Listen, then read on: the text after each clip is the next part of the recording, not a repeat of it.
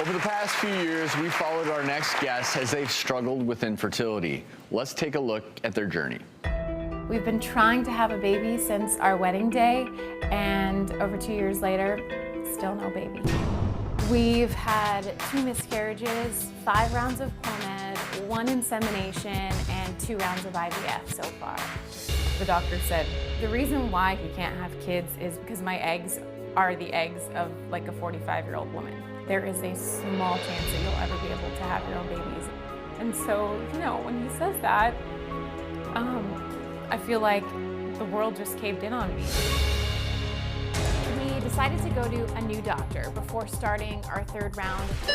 We don't need 20 good eggs, we need 1 good egg.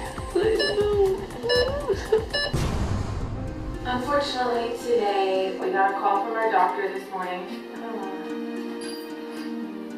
And he said that none of our embryos turned into blastocysts.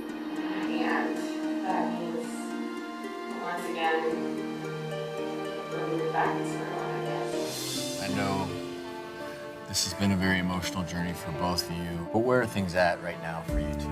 We recently had some new news that it might actually be male factor contributing to this infertility, and that could well be fixed. So we're kind of on the upswing of hopeful right now. And you also got very close in the adoption process. You know, there was a point where we thought, oh my gosh, tomorrow we're going to be parents, and then it was taken away from us. Never thought that we wouldn't be parents. That thought has never crossed my mind. It's just like, how much more pain do we have to endure until we get there? We'll always have hope by now. We are going to come back here and sit on the stage and introduce you to our kids someday. I know that's going to happen. Alexis and Gabe are here with an update. Come on out and join us.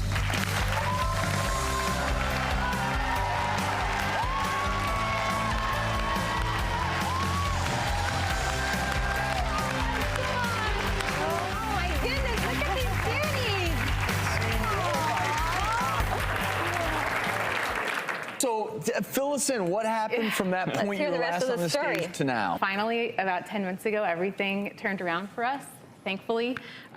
Grant's birth mom came to us and said she was looking for a family to raise her son. And we were, of course, totally floored. And a week later, miraculously, I'm pregnant.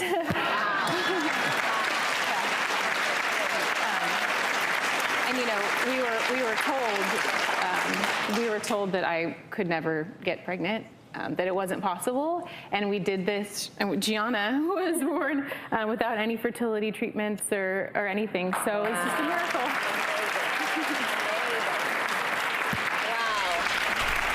So what I have to ask, what's it like raising 2 little ones? It's amazing because we've been wanting this for so long, but it's crazy. There's a lot of diapers and a lot of feeding, but in all honesty, after dealing with infertility for 4 years, it really puts parenting into perspective.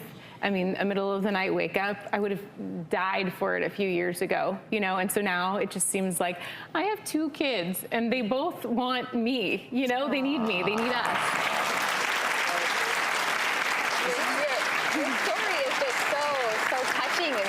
Your story is just so touching and so inspiring, and I think as a fertility specialist, you know, I see so many couples struggling just like you did, and there's got to be something to be said for, you know, when you heard the good news about the adoption and a little bit of stress relief that came, maybe part of the reason for your good news. You know, you never know, because we were diagnosed with unexplained infertility, which was so frustrating because without a problem, how can you find a solution?